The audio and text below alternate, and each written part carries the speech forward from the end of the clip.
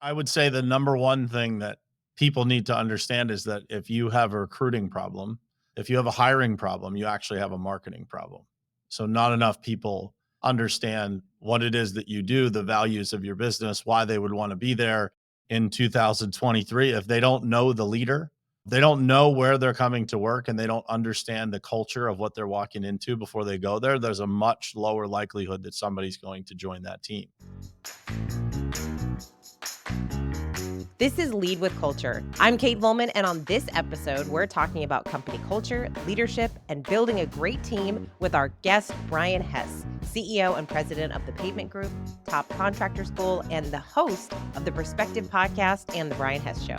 Brian has proven that serving his clients and listeners using his unique data will certainly pave the way for more industry icons following his lead. In a field that typically runs on fleeting transactions and minimal innovation, Brian has elevated the concept of tailor-made client service in developing a hallmark approach centered on personal attention, customized technology, education, and a mentor-to-mentee revolving door for the utmost success. Brian believes that it's impossible to wake up every day doing the right things and getting the wrong results. He shares a lot of great ideas on how to lead with culture, so I hope you enjoyed this episode. All right, Brian, I'm so excited to have you on the show. I'm excited to be here. Let's do it. You have your own podcast even, I do every morning at 8 a.m. Eastern, and you do it live. live every day at 8 a.m. Yep. That is commitment. I just said that to somebody today. They said, "How do you learn discipline?" I said, "Show up 569 times at 8 a.m. Eastern." Because if I miss, it's public accountability. It's not something that I don't do that people don't know about. That is one of the best ways. If you say you're going to do it and people are expecting you to show up, you got to do it. I get lots of messages if I don't show up. So it's an easy way to stay accountable. That's for sure. That also shows that your content is good because if it wasn't, then people would not be asking where you are. If people are looking forward to it, like that is such a testament to what you're creating. Because I always think about that question of if I stopped showing up, would people miss you? If you stopped showing up, that they look forward to getting to see your face at 8 o'clock in the morning. I think that's an interesting question to ponder about life, right? When the day comes that we really stop showing up, will people notice? Yeah. What will they miss about you? Yeah, I read a book probably 20 years ago that talked about writing your own eulogy, essentially thinking about somebody in your family, somebody you work with, one of your friends, trying to imagine what they would say about you, and then living your life in accordance with what you would want them to say about you. It's a little dark, but it's cool to think about what would people say? Would people show up? Would things be different if you weren't here? Yeah. Would people be different if you weren't here? Because obviously you get to make such an impact on people. That's funny. In my book, I actually talk about, let's say that you were going to be receiving an award and one of your best friends got to introduce you for that award. What would that award be for? And how would your friend introduce you? What are the words that they would use? Even just thinking through that makes you think about, oh, what do I want to be known for? And then it just puts it at the forefront of now being intentional about doing things every day that would make that person write those words about you. But you have to be intentional about it. Otherwise, you're just going through life hoping for things to happen. Interesting conversation I had yesterday with my team. We were talking about time and how things progress in your life. So, like being intentional over a long period of time. And one of the things that I find in like high achievers and people that are really trying to do a lot of things, time never seems to go the way that you want it to forward. When you're moving through something, it's never going fast enough. But if you are intentional every day and you put one foot in front of the other and you're really focused on where you're going, when you look back, it'll seem like everything happened so fast. And that's happened to me. In everyday life, I feel like we could always be doing more. But when I look back at the last 5 years of starting and growing this business, when you really sit and settle into it, it's such a significant amount of work and progress and creation and achievement and all of those things. But on a daily basis, it feels like you're barely moving the needle a lot of times. It's the getting back to the basics that it's the stuff that's not fun. It's the showing up every day that's not fun. But then it reminds me of Matthew Kelly's quote where we overestimate what we can accomplish in a year and underestimate what we can achieve in a decade. And so you have to have that decade thinking, which is what you do. Cause then looking back, you're like, wow, look at all the things that we've done. You're a very intentional leader. I so appreciate you. I love our conversations every time I get to talk to you because you're very intentional. You also value your team and your people. You have created a coaching culture over there. So, talk about the last 5 years. Why did you start the business? And what are some of the things that you've seen over the past 5 years in growing this business?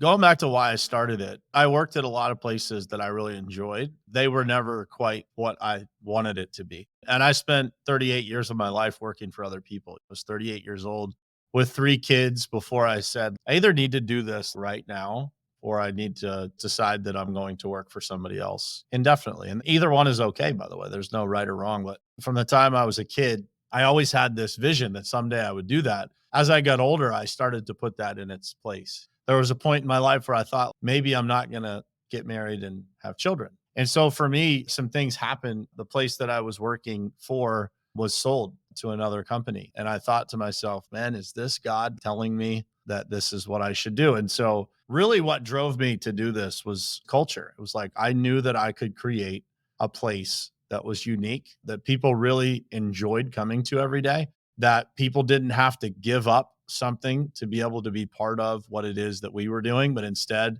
the culture of this company would multiply whatever it is that they had in the first place. I always say this, people don't realize as an entrepreneur, the first many years of your existence, you could make a lot more money working for other people than you do starting a business. I think people, especially in 2023, they think it's this glorious thing. There's a lot of people out there that call themselves entrepreneurs, but they're just individuals that have a tax ID number. They're not actually building companies. So there's a very big difference.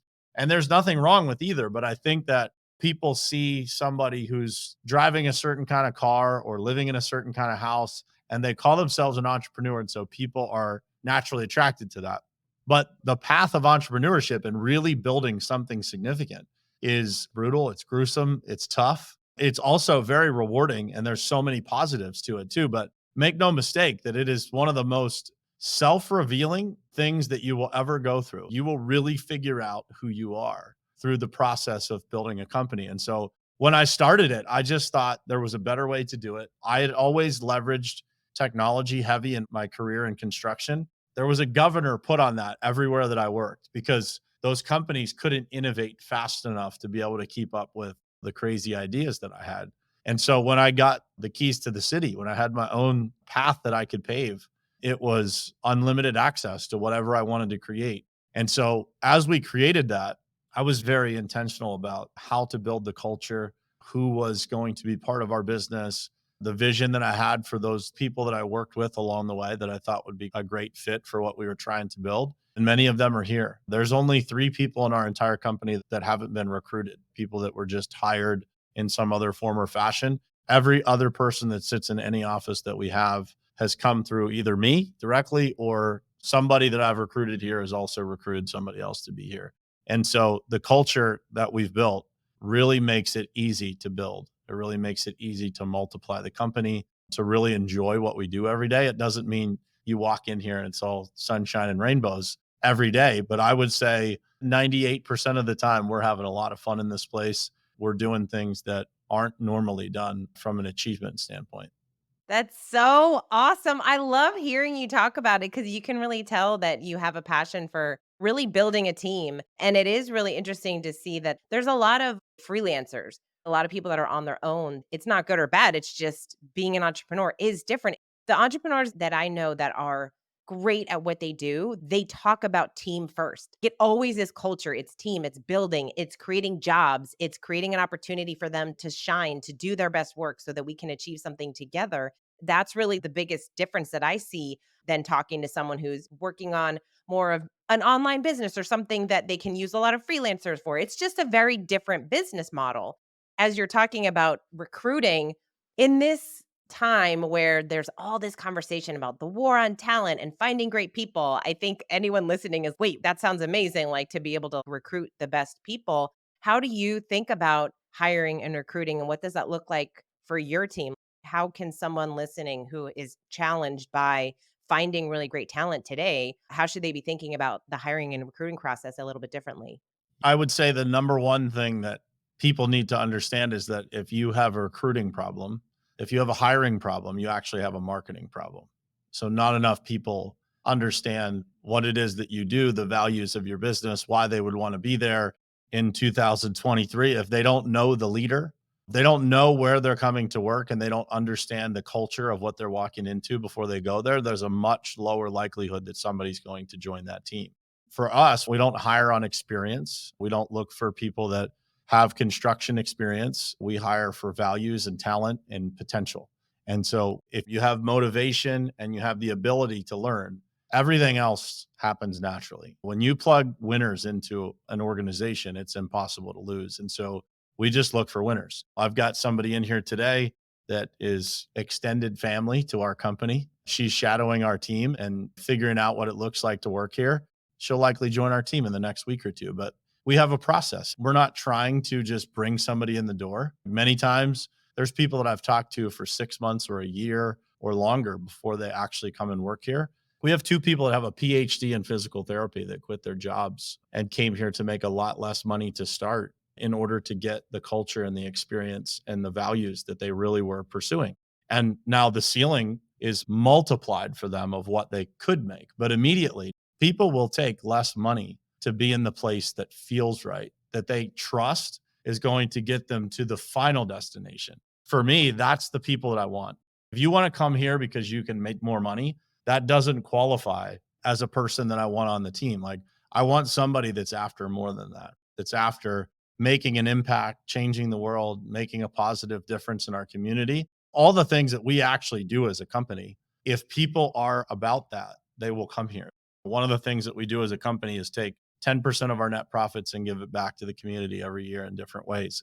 That means something to these people. If you don't align with that, then you probably wouldn't care to work here. And so we're very open about who we are and who we aren't. And that's hopefully communicated through social media and through YouTube and through all the different places that we put out content, LinkedIn.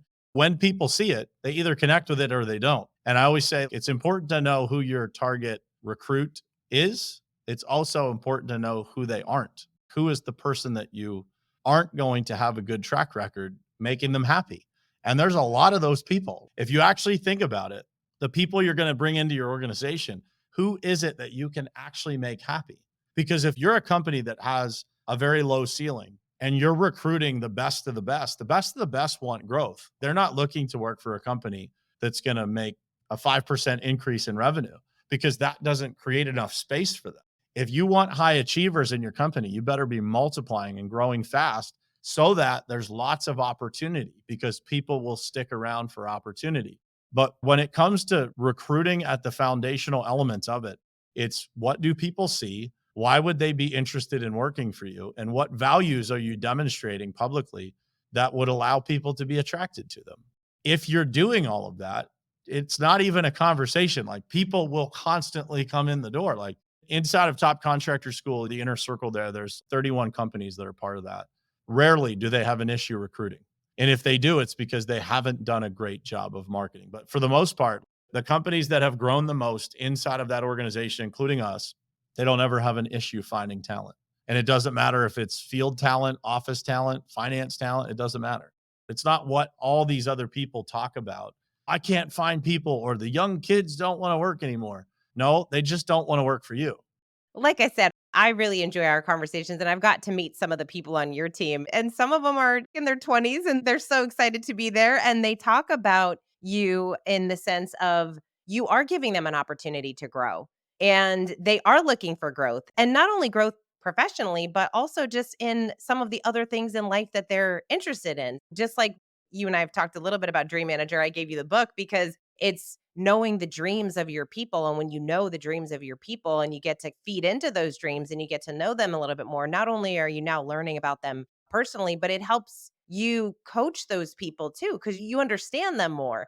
But I love when you talk about we need to hire growth oriented, growth minded people, people that do want to consistently grow. But then when you do that, having something in place that allows them to grow, that encourages that growth, that does provide that coaching culture so they do feel like they're not remaining stagnant. Because that's the thing is in so many roles, it's just like you get there and after a few months or a year or whatever, some people just feel like I'm doing the same thing and nothing's really moving or changing and I haven't grown. And they might not even identify it as growth, but that's really what it is. If we're not growing and you have that growth minded person, they're not going to stay with you for very long. It's an interesting dynamic to look at. So my business partner in the Pavement Group, when I first met Mike, he was on my team. And so I had everybody, we still use it to this day. It's called How I Want to Be Coached. And part of that is extracting what do they want for themselves, what do they want for their family, what triggers do they have, how do they want spoken to, anything. Like you're essentially establishing the blueprint of every individual. And interesting enough, people can only see their potential as they are today. Where I was 5 years ago, like our 10-year goal as a company has completely changed because I was only able to see what I thought was possible in that moment. And that's the same for any person. If you're not checking in on the dreams of your people, trust me, they're exponentially multiplying if you're doing a good job growing your company because people start to earn more, they start to see more, they learn more, they read more, and so, as all of those things develop in an individual, their dreams completely change. Just imagine this like they didn't have kids and now they do have kids. My dreams when I had no kids, one child, now four, and number five on the way, they're all completely different because you look at life differently. You evolve as a person, and in turn, your dreams evolve. And so, one of the things that I repeat all the time to our leaders in our organization is like, the dream of the company has to encapsulate the dreams of every person in here. And if we don't know what the hell they are, then how are we going to make that possible? And if we're not constantly checking in on where that is, then we're not fanning the flames of what really matters to them. Again, it changes, man, from like 1 year to the next year. It can be completely different. So I go back to Mike as an example. His life has completely changed in 7 or 8 years. You wouldn't recognize it. And so now what Mike sends me as things that he wants in his life, that Mike 8 years ago wouldn't have ever thought about those things. And so, what if we never checked in with him? What if we never asked him, hey, how have things evolved? Now you've had one child, two child, Mike has three kids. So, like, how have things changed? If we don't ask the question, if we don't have them fill out the how I want to be coached form, then we won't ever find out how we're doing.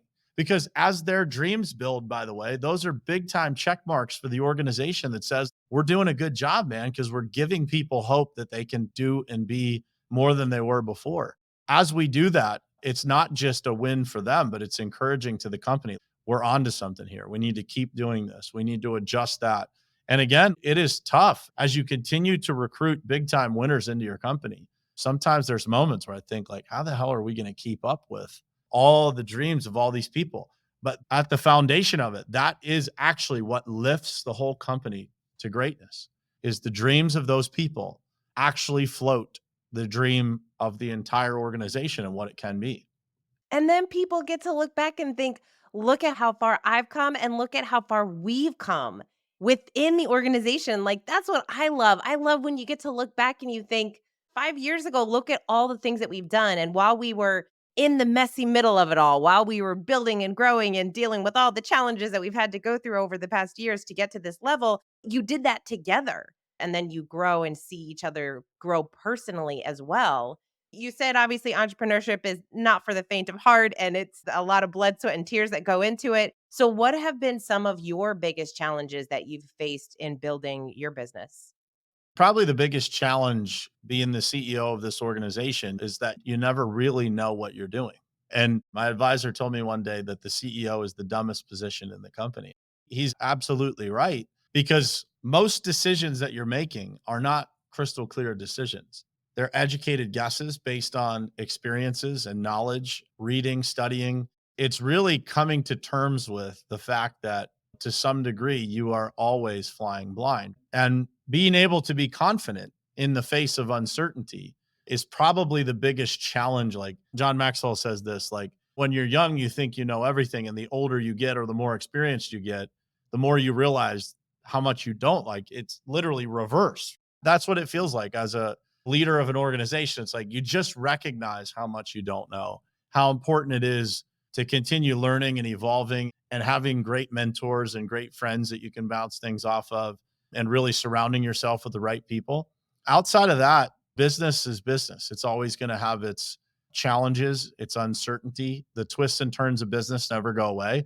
It's how you learn to react to them that will change and that will get better. The amount of time that you spend worried about something that happens reduces significantly as you mature as a leader. And so you just understand that those hits are never going to stop coming. And the more that you're trying to accomplish, the greater the resistance is that you face. I often say to our team, business is really simple until you involve employees and customers. The human element of business is always the most challenging. And so it's why I always first start with culture and work outward from there because it's the thing that makes the biggest impact by far. And so as you understand people and you can successfully integrate those people into the overall vision of the company, everything gets a lot easier. There's a lot of people to push the rock up the hill. And make no mistake, success is a push uphill. Anything worth it will always be uphill.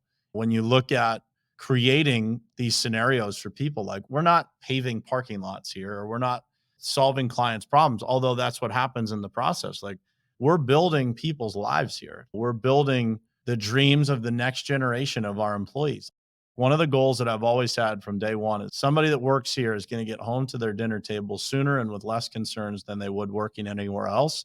And our customers are going to be home to their families with less concerns than they would working with any other contractor. And when you do that, you can produce a happier person that works for us. Imagine what that impact is on children. So many children come home from school and they see their dad angry or frustrated with their boss or their leader, or they see their mom disappointed in how they were treated at work because a kid starts to think, well, that's how it's going to be. Well, no, it's not. There's companies out there that don't treat people like that. It's not easy to find, but when you do find it, it changes everything. Well, that's the best compliment we could get is when people say, not only do I feel more successful or I'm making more money, but my life is better. Several people here that have had multiple children, they say that their younger kids can see a difference in because of the culture of this business. That's the ultimate compliment. We can change the world if we can just focus on people. One person at a time, you can make a massive difference. And then those kids grow up thinking like business is fun, working is fun, as opposed to not looking forward to turning 18 because looks like everything sucks after that. Work is good. Work helps us grow. You better watch what you say. You're going to get canceled in today's world saying stuff like that. There's so many videos and people talking about working for the weekend and hate coming into work and it's Monday morning again. And it's just always just this terrible thing when there are leaders like you that are out there. And it gives me so much hope. Obviously, I get to work with so many incredible leaders that think like you do, right? Because they're implementing like Dream Manager and they want to coach their people. And so we get to see that. And so it brings me so much hope because there are organizations that do care about their people. They talk the way that you talk about being able to bring people in to recognize and realize that we can't grow a business without great people. And there are really great people out there that have a lot of incredible skills that they want to use. Imagine what it would be like to be able to do both of those things. Not saying you have to work your life away, but you get to do both. You get to go and work in an organization that cares about you as a person, that you get to grow, you get to use your skills, your professional skills, and you get to work together to achieve a certain mission. And then you get to go home and you get to do all the things that you love and you get to pursue your passions and do some other things and be with your family. And that is a beautiful thing. Entrepreneurship isn't for everyone. It is for some people. But then when you do want to work for somebody, then we get to look for leaders like Brian and like others that really care about their people because what you're giving your people is a gift. Together, you get to do some great things. Like that is good culture. It is. It's really a lot easier than people think it is. Think about the family structure in the United States right now. The percentage of people that get divorced, the percentage of people that don't come home to a healthy situation, and then ask yourself like what percentage of that is caused by the parents' workplace. And years ago, it was like taboo to leave your job, right? You stay in one place. And so now we have the children of the parents who were told you stay in one place regardless of how miserable it is because that's just what you do. And so the kids automatically have a different opinion of what work is supposed to be or what they're supposed to even be looking for when they're trying to find a job or a career. Kids are sold this idea that like if you don't want to go to college, you're a loser. Not all, but some kids are made to feel like if you don't go to college or you don't have a degree, you're going to be less than somebody else. Most of my friends that are crazy successful did not go to college or didn't finish college. It's the idea of like really implanting into kids these days. You can be and do anything. There's no rules to success. It's hard work, determination, caring for people, doing the right thing over and over again for enough days that it becomes undeniable that that's where you end up. One of my favorite quotes is like, you cannot wake up every day and do all the right things and somehow end up in the wrong place. It's just not how it works. Like, you can't wake up every day, do all the right stuff, and somehow get the wrong result. No, and that's not to say that you don't hit rough patches or go through things that are very challenging and have to deal with life situations that just come out of nowhere. But what's so beautiful is that when you do those right things every day, you're also setting your mindset up to handle those situations differently. And that's another piece when it comes to coaching that I find so important is when you are coaching your team, you're helping them become the best version of themselves personally and professionally so that they can handle some of the things that are going on in their life. That's what's so awesome is that you are teaching them the skills to handle life. As you get older and your life gets more complicated and you do have kids and get married and all the things that happen in life, when we don't have that mindset, when we don't have that mentality, when we don't have that skill set to handle those things, that's when things go downhill because we don't know what to do. And now everything is doom and gloom and we don't know the next right step to take. So when you're in a situation where you have great leaders and you have great mentors and you can go to them, you can go to them with those questions of I don't know what to do next and have a really open candid conversation and your leader can support you and then you get to support the people that you work with, you get to support your family, your children, you get to teach them. So it's this constant cycle of growth. It's a beautiful thing. I was just telling somebody this yesterday. Like, imagine 20 years ago when people were told, you leave your problems at the door. This is work. What a terrible example of leadership. If you don't care about people, just get the hell out of leadership because you're not a leader at all. You're a manager at best, if that. And so when you think about leadership as a whole, you can't care about one part of a person. It's not how it works. That's not humanity, let alone leadership. If you don't care about how someone is, it's also intertwined. Like, people ask me about work life balance all the time. And I'm like, I don't have work life balance. I just have life. My kids walk in this office and they play with all the people in here and they all know them and they look forward to seeing them. They don't look at work as a bad thing. Like, my daughter wants to come in here all the time. It's not that productive. At the end of the day, man, what a gift that my kids look at this place and say, man, I want to be there. I want to be at a place that's called work. You're teaching them so well. When you think about being uncomfortable in that place in leadership, like you talked about being in a leadership role, especially in a CEO role, you are making a lot of decisions and a lot of decisions that are like, hope this is the right one. Let's go with this because based on all of the data and information that you have at that time. And so, how do you get more comfortable being uncomfortable when making all of those decisions? Well, I think the first thing that comes to mind is you just realize that that's a gift. Being uncomfortable is really a gift because it means there's progress being made. If you're always knowing what you're doing, you're probably not moving fast enough. And so I always try to keep it in perspective. And when it comes to making decisions, I think you get a lot better at how you actually approach that process.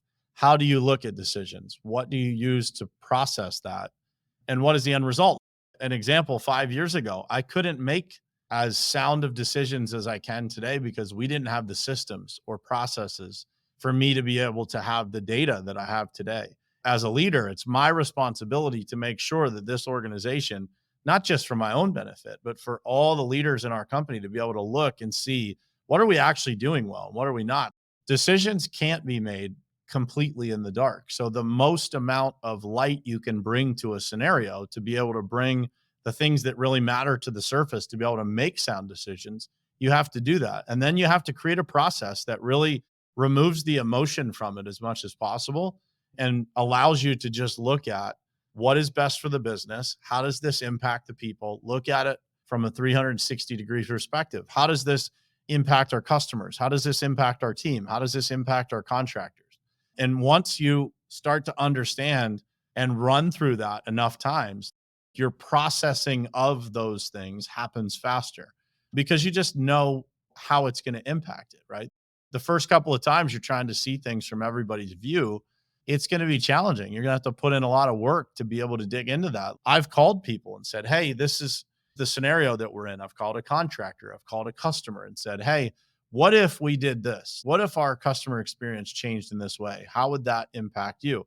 And if you're willing to do that and you're willing to take the feedback of those people, making decisions gets a lot easier. And it doesn't feel as heavy on your shoulders when you have data and real world people doing what it is that they're in the world being impacted by the decisions you're going to make. When those people can validate that you're headed in the right direction, it makes it easier. And so I think for every person, they have to understand what it takes for them to be able to make a non emotional, educated decision or guess. And so for every person, that's going to be different. There's a reason why there's hundreds of books on the shelves in my office, because the more that I read, the more confident I get in my ability to make decisions that maybe last week I wouldn't have known as much about. But if I can focus on finance and marketing and sales and leadership, and I can read those books and acquire the right information, it gets easier for me to guide this company to the level that all of these people here want it to go to.